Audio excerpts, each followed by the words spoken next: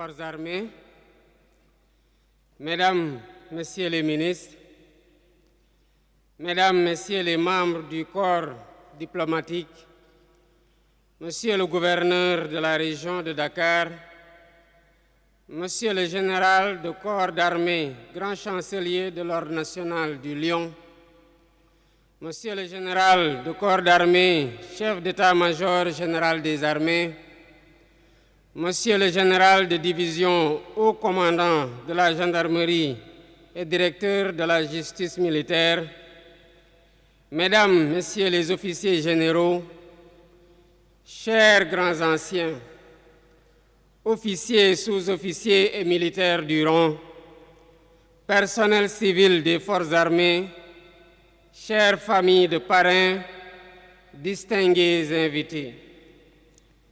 C'est avec une grande fierté que je préside la journée que la nation a dédiée aux forces armées.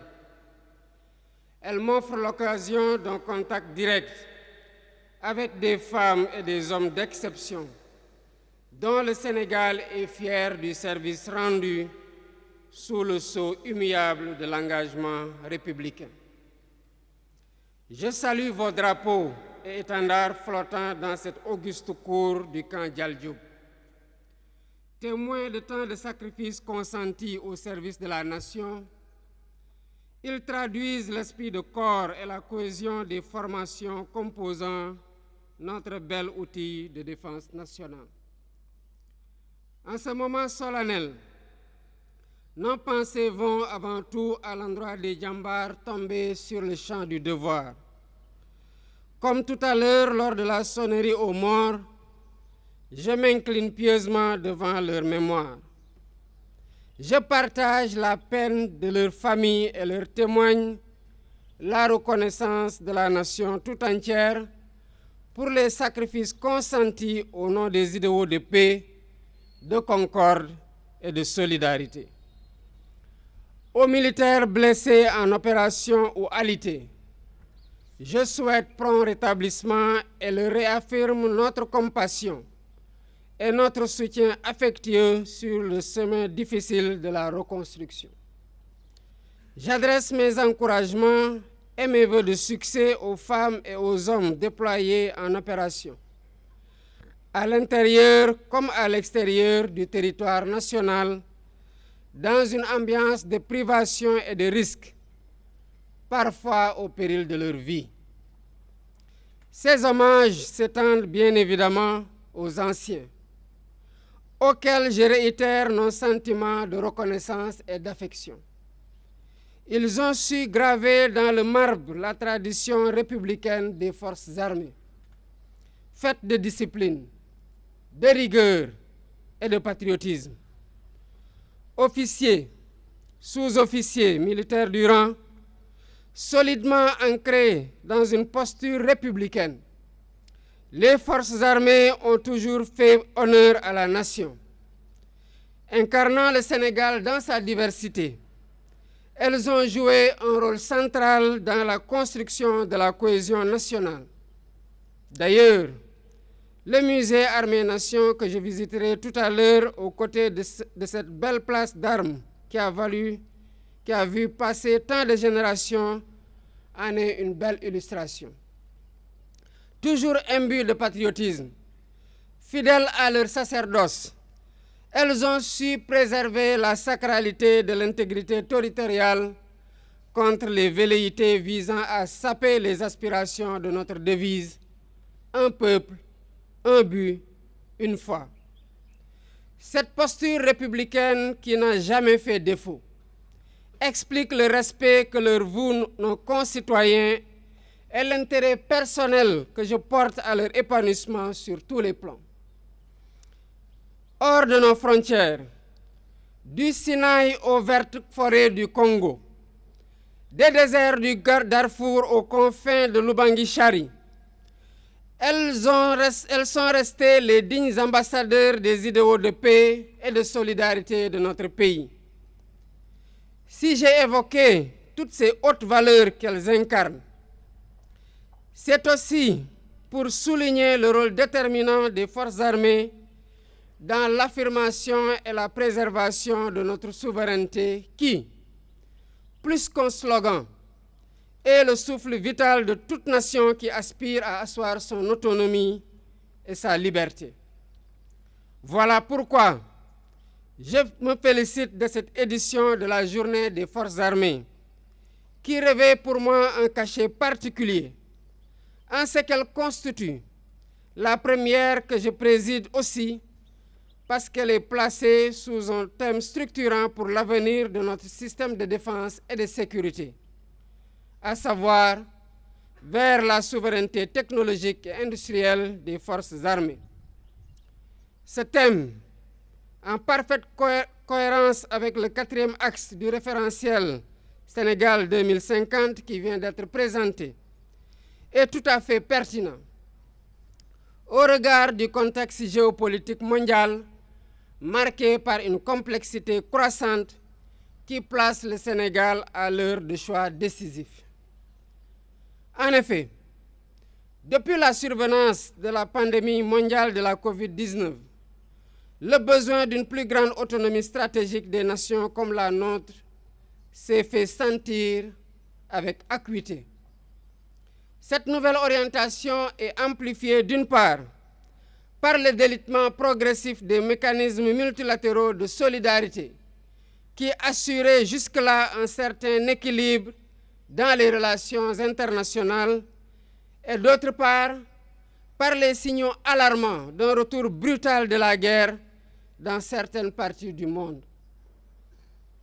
À l'échelle régionale, cette situation se déroule sur fond de périls sécuritaires graves portés par la violence terroriste qui frappe à nos frontières, qui affaiblit de jour en jour nos économies et compromet gravement nos efforts d'intégration.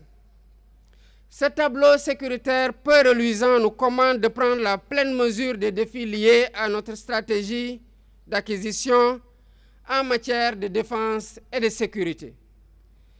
Dès l'installation de la nouvelle Assemblée nationale, un projet de loi sur la défense et la sécurité nationale, fixant les grandes orientations de notre architecture de défense, adaptée au contexte actuel, sera examiné. Il est déjà rassurant que les forces armées aient pensé à soumettre pour validation une loi de programmation militaire 2025-2029 visant à établir un plan pluriannuel des dépenses que l'État leur consacre. En réalité, si notre politique d'équipement nous permet encore de disposer de capacités satisfaisantes, elle reste limitée par le caractère hétéroclite de nos moyens et surtout par une trop forte dépendance étrangère. Dans un monde imprévisible caractérisé par une militarisation croissante des chaînes d'approvisionnement, la soustraction progressive de notre outil de défense et de sécurité aux multiples aléas constitue un véritable gage d'indépendance. Le contexte de besoins croissants en équipement militaire créé par la montée en puissance des forces armées milite pour une autonomisation progressive afin de mieux satisfaire aux exigences d'un soutien logistique de plus en plus marqué par la déconcentration. La création d'une véritable industrie de défense et de sécurité est aujourd'hui un impératif pour parachever le niveau de professionnalisme et de rayonnement dont font preuve nos forces armées depuis plus de 60 ans. Il nous faut donc changer de paradigme pour asseoir nos politiques sur des fondements solides et durables à même de nous assurer autonomie et résilience. À cet effet, tout en restant ouverts aux opportunités extérieures, il nous faudra exploiter et mettre en exergue nos capacités endogènes. Je demeure convaincu qu'en combinant l'expertise de nos chercheurs et les savoir-faire endogènes de nos ingénieurs, inventeurs et artisans, les forces armées peuvent entrer dans une nouvelle ère afin de poursuivre plus sereinement leur montée en puissance. j'ai instruit le Premier ministre et le gouvernement de mobiliser tous les acteurs nationaux, publics comme privés, ainsi que les partenaires internationaux, dans une démarche réaliste et pragmatique pour la réalisation de cet objectif national. L'évolution du monde académique, le resserrement des liens entre les différents acteurs et le changement de culture constituent des pistes à développer. Il s'agira en définitive de faire naître des flancs de notre tissu industriel un nouveau secteur pourvoyeur d'emplois. Dans ce cadre, le ministère des Forces armées et celui de l'Industrie et du Commerce ont signé hier un important protocole d'accord avec une société partenaire pour la mise en œuvre d'un projet d'installation et d'exploitation d'une usine d'assemblage de véhicules militaires au Sénégal. Je suis heureuse également d'annoncer que lors des prochaines journées des forces armées, un prix spécial du président de la République sera attribué à la meilleure innovation technologique et industrielle à vocation militaire et paramilitaire. Officiers, sous-officiers, militaires du rang, le 10 novembre 1960, les armées recevaient le premier drapeau de l'histoire du Sénégal indépendant.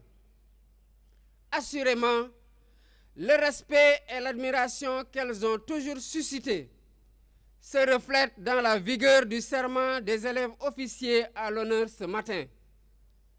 Élèves officiers des promotions générales de division Saliou Ndiaye et médecin colonel Amadou Dia, le commandement vous a fait l'honneur et le redoutable privilège de vous offrir un exemple et un modèle des officiers au parcours professionnel exceptionnel.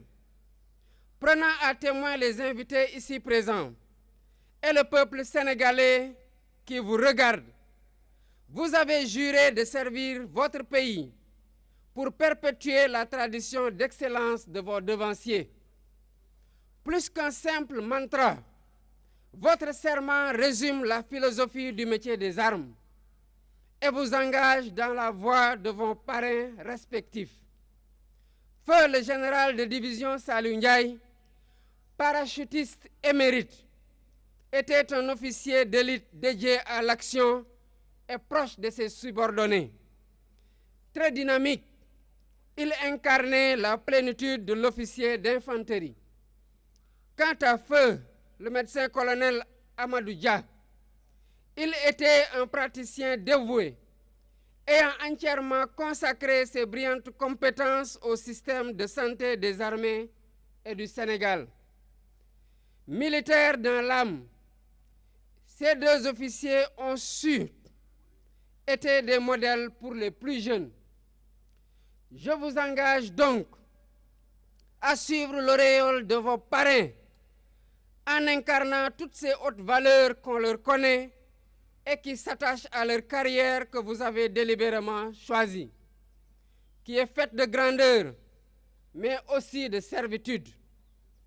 Lorsque par malheur, le doute vous animera à la tête de vos structures respectives, quand l'appétence pour la facilité vous tentera, pensez à votre serment qui doit toujours résonner dans vos consciences, même dans les purs moments d'incertitude. Cette cérémonie solennelle constitue pour moi une occasion privilégiée de réitérer conformément à mon serment et à ma qualité de chef suprême des armées, ma ferme volonté d'assurer en tout temps et en tout lieu le rayonnement de nos forces armées. C'est aussi le lieu de renouveler mon engagement personnel à poursuivre et à intensifier les efforts de modernisation en cours des forces armées afin de leur donner les moyens nécessaires à l'accomplissement de leur noble mission pour que notre pays continue sa marche prometteuse vers plus de souveraineté, plus de justice, plus de prospérité. Officiers, sous-officiers, militaires du rang, Vous constituez ces citoyens que la nation a sélectionnés pour porter ses armes et assurer sa défense. C'est un honneur, mais également une lourde charge. Je vous réitère ma fierté et je demeure convaincu que rien, absolument rien, ne pourra éroder votre sens élevé du devoir et votre attachement ferme à votre puissante et belle devise choisissant la mort plutôt que le déshonneur. Enfin, je nourris l'espoir que ces jeunes élèves officiers qui viennent de prêter serment devant la nation pourront être les heureux témoins devant leurs cadets de la réalisation de notre ambition pour le Sénégal de 2050. On nous tue, on ne nous déshonore pas. Je vous remercie de votre attention.